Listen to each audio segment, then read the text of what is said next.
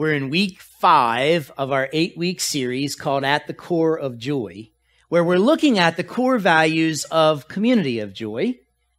And I've told you each week for the last 4 weeks, and I'm going to tell you again today, a core value is a guiding principle that dictates our behavior. In other words, a core value is not just a belief that we have, but it's a principle. It's something that we want to be lived out in the way we live our lives. If they're only words on a paper or words on a website and not something that we live out in our lives, they're worthless. So one of the reasons why we're spending 8 weeks looking at the core values of Community of Joy is I want them to be lived out in our lives and our life together as a congregation. And one of the reasons why I worked hard to get our core values to 2 words, or in one case, 3 words, was so that you would remember them. Because if I give you a sentence or a paragraph, you won't have a clue what our core values are. And so I worked really hard to get 7 of the 8 down to 2 words, and one of them is 3 words, and they can all be remembered. And as soon as you say the word, you know the value, and then you can be living it out in your life. We started 4 or 5 weeks ago now. This is the 5th week. We started 5 weeks ago with our very first core value. They can come in any order, except the first one always has to be the first core value. And that is what? Always Jesus. And this isn't working, Tracy. I don't know why. Huh. You can. Let me try. Maybe I got it now. Yep. All right. So our first core value is always Jesus. And that always comes first because that is the heart and center, the core of who we are. If we're not about Jesus, then we're not the church. We're not the body of Christ. It's not about Martin. It's not about Gary. It's not about Caroline. It's not about Kelly. It's about Jesus. It's always about Jesus. All that we are and all that we want to be about in what we do and what we say and how we live our lives is about Jesus. That's why it has to come first, because everything else flows out of that.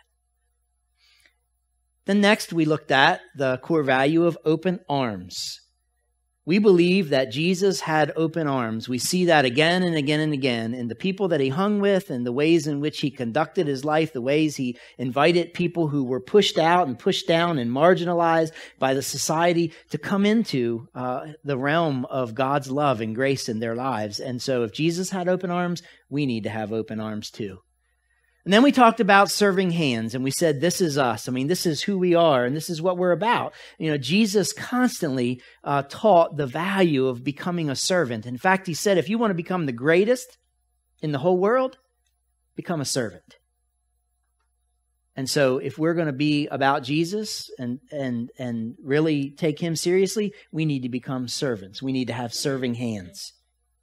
And then we talked last week about being among the broken. This is the one that's 3 words because among broken just didn't sound right.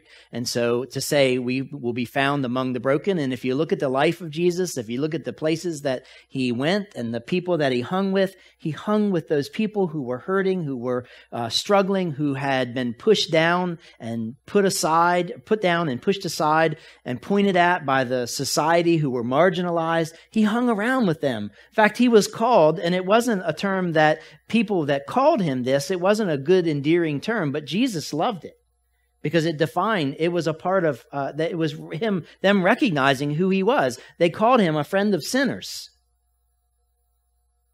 They meant that for bad, but it was really good because Jesus found himself among the broken. And if we're going to be like Jesus, if we're going to be always Jesus, we have to find ourselves among the broken. And we do that in a variety of ways. And we talked about all that last week. And if you missed it, it's online. We put our YouTube version up every week, and Tracy does a good job of getting the slides to coincide with when I shift them. And so you can just watch it or you can listen to it there. It's there. And that leads us to this week. Beloved mess. In a nutshell, all of our lives are messy. All of us. We try to hide the mess. We try to put the mess in the closets or under the bed or out of sight. But if we're really honest, if we're authentic, every last one of us, our lives are a mess. We've done things that have disappointed God. We've let him down.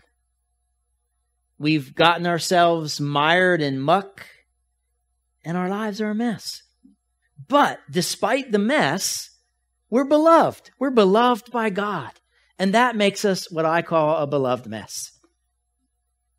Sharon was saying in the talkback time in the first service how back in the day when she was hosting a grief counseling grief group, support group here in our building, in our facility, when we had the core values up on the walls around, she said there was a lady that walked in every week, and every week she would say, I don't spend much time in a church. In fact, I don't have a whole lot of time for being in the church. And I don't know what I believe about God, and I don't know where I am in that whole thing. But every time I look up there and see those words, beloved mess, it just warms my heart. And everywhere I talk about this core value, people are like, wow, that's really cool, a beloved mess. And we can identify with it. Because it's who we are, brothers and sisters. And let's be honest with ourselves. Our lives are a mess.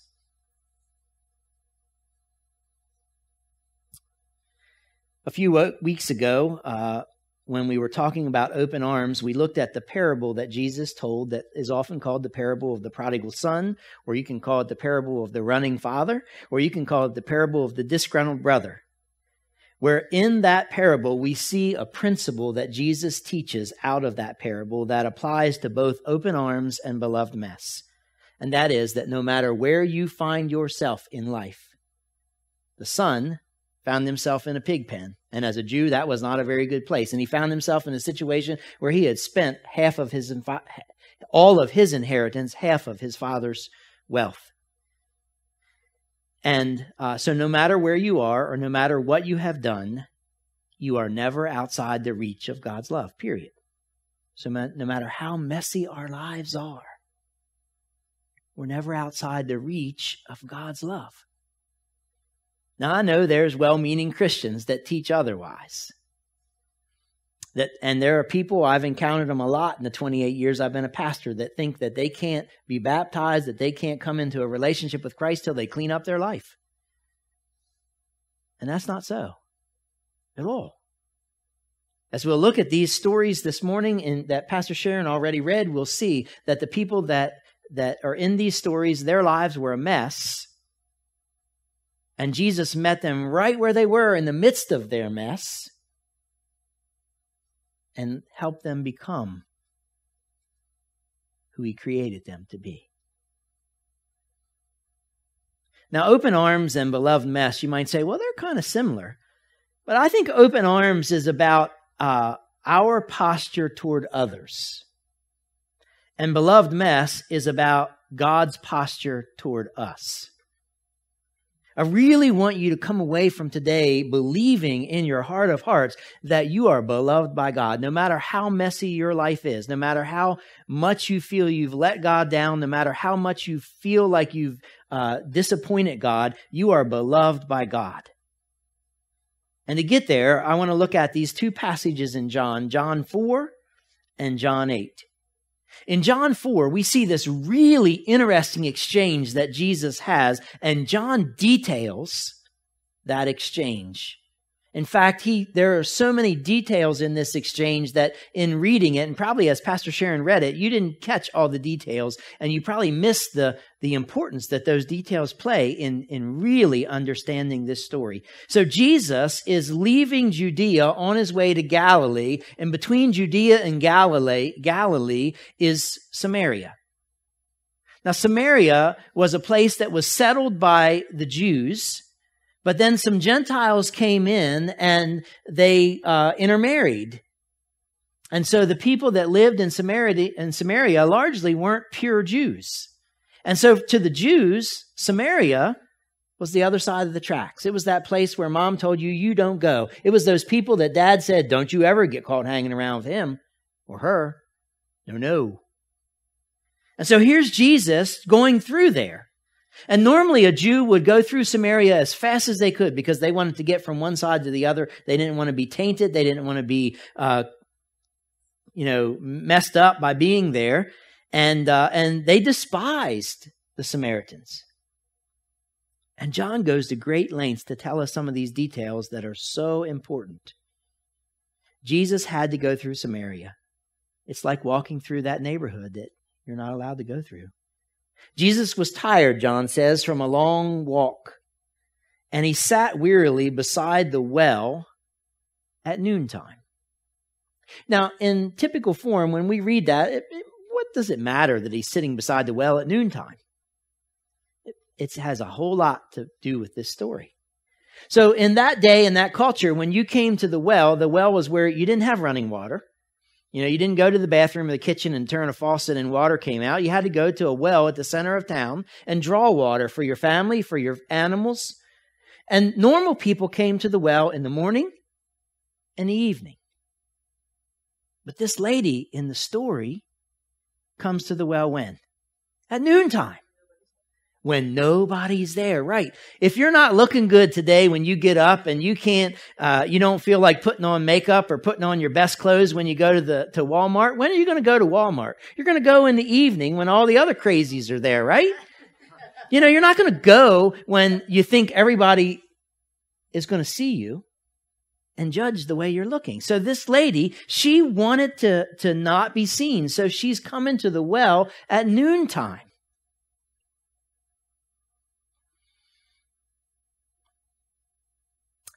And then he's sitting there and he's thirsty, but he doesn't have a bucket. He doesn't have any way of getting water from deep in the well up. And this woman comes to get water and she's carrying her bucket and the rope. And he says to her, "Can I please have a drink?"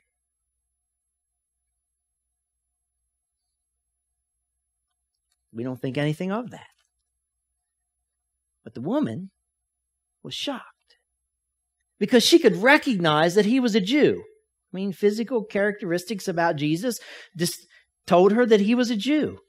And she was shocked because the Jews refused to have anything to do with the Samaritans, John says. And then she said to him, she even names it. She says, "You're a Jew and I'm a Samaritan woman. Why are you asking me for a drink?"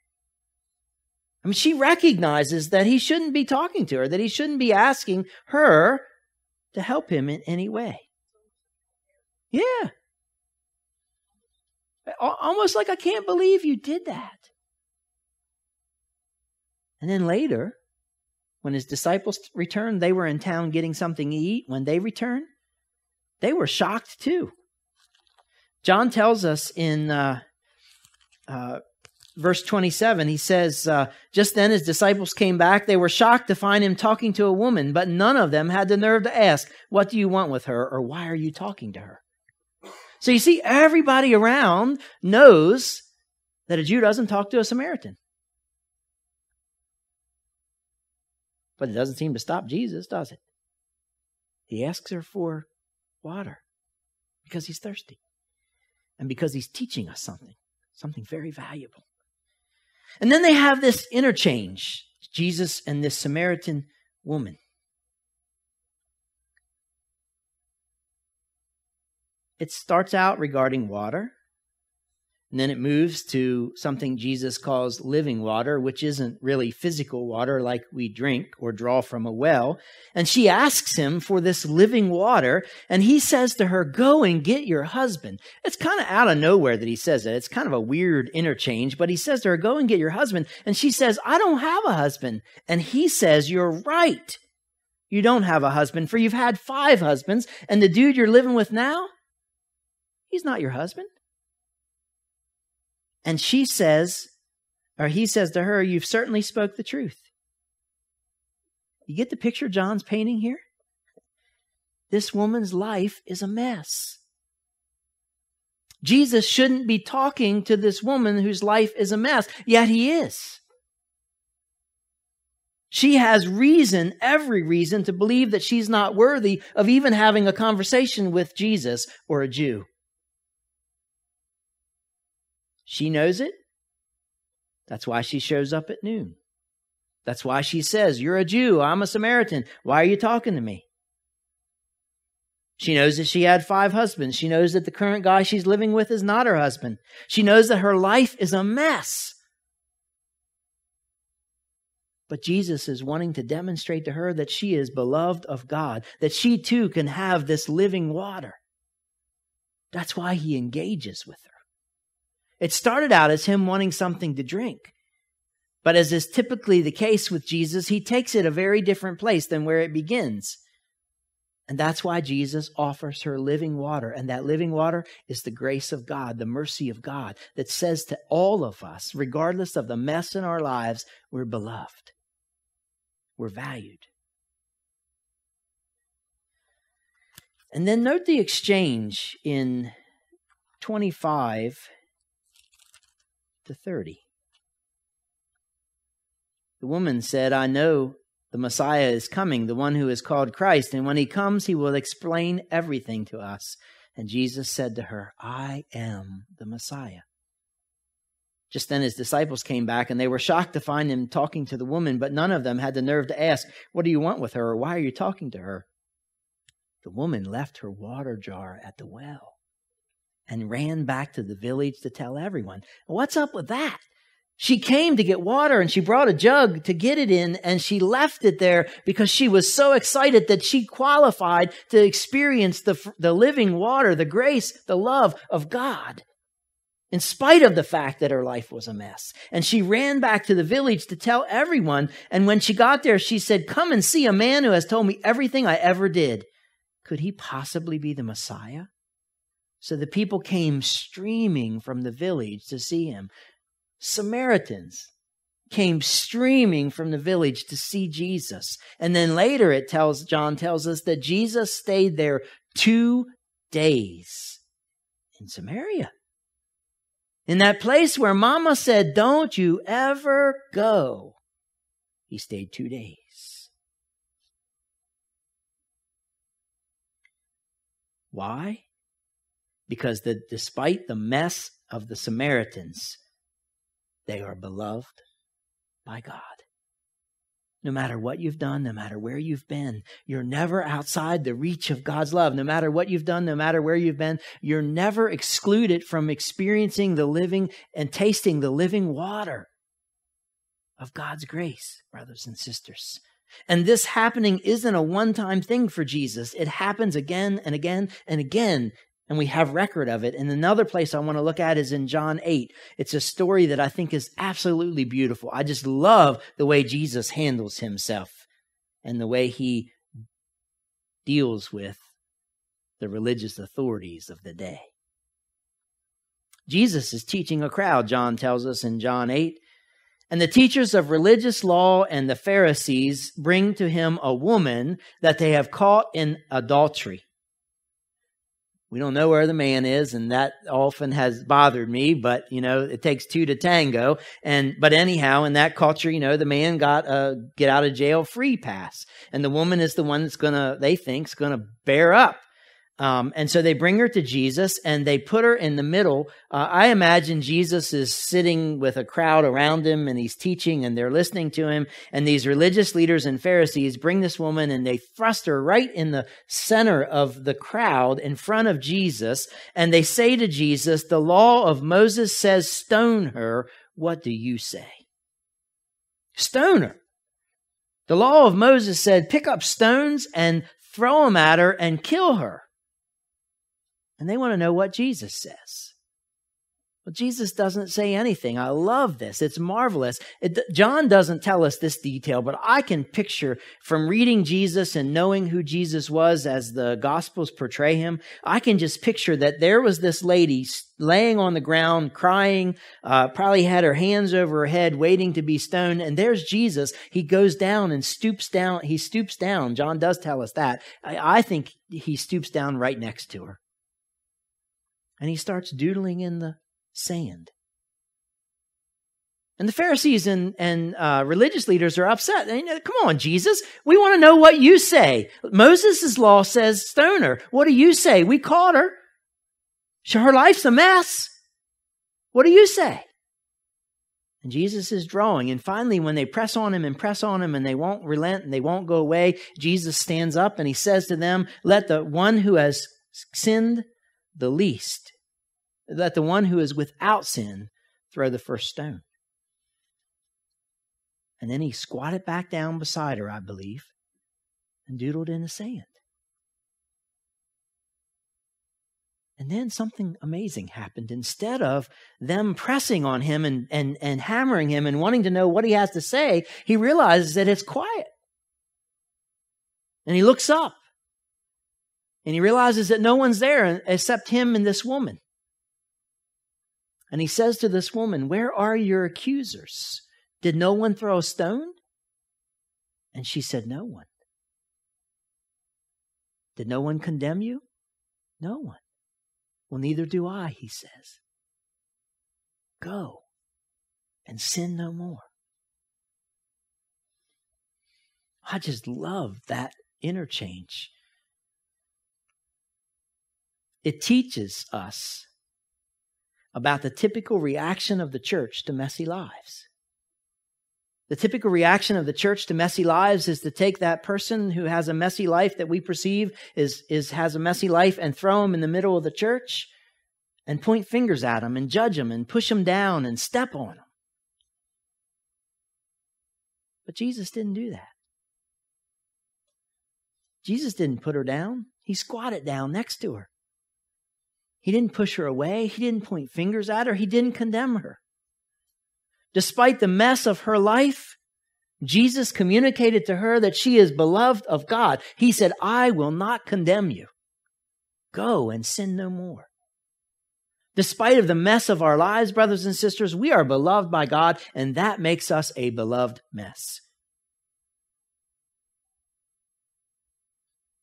Jesus didn't point fingers. He didn't put her down. He didn't push her away. He opened his arms and he invited her into a relationship that seeks to set her free from the mire of the mess. He said, go and sin no more.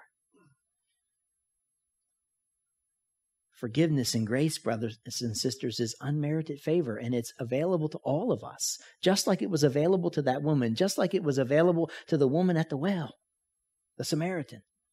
Because no matter what you've done, no matter where you've been, no matter how messy your life is, you are beloved of God. That makes you a beloved mess. And once you realize that you're a beloved mess, you can allow the transforming power of God's grace to change your life. He meets us right where we are. He doesn't expect us to change one thing when he first meets us. He extends his grace and love to us and helps us on our journey to become the person that he created us to be. And he recognizes that it's a dance step, that we'll have a couple of movements forward and then we'll have a backward step. And then we'll take a couple more steps forward and we'll take a backward step. That's the way life is. We don't get to perfection ever. But we get to grace and love because we're a beloved mess. God's grace can help us break the habits that bind us, that hold us back from becoming the persons that we were created to be. It's a beautiful thing when that happens. 21 years ago, my friend Joe, who is on the left in the sleeves rolled up, he has his name written on that picture. That picture is in my office today. He was in his late 60s or early 70s. I don't remember how old he was. I think 68.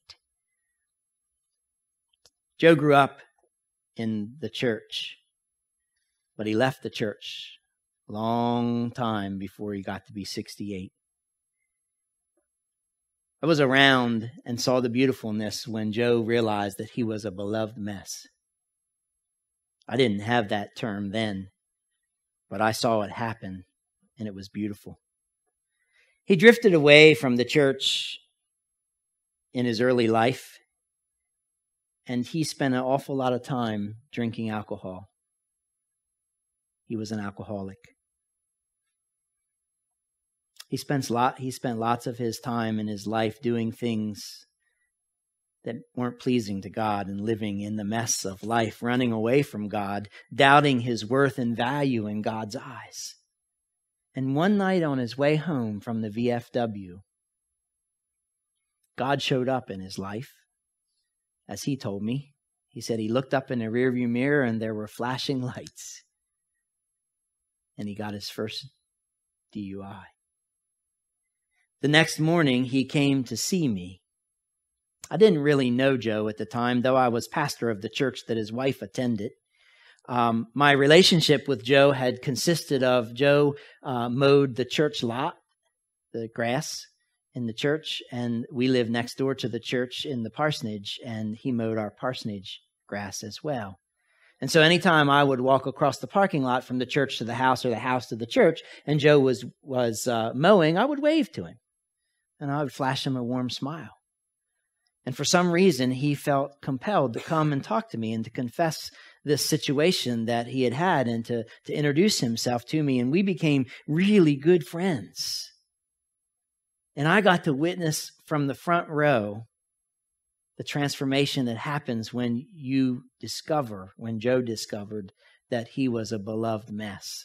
That in spite of the years of living in the mess of his life, he was beloved of God. And I got to see him rebuild his relationship with his wife and his children, and then go around in the community sharing widely and wildly about the love that he had experienced from God and how that had transformed his life. And he came to our men's group.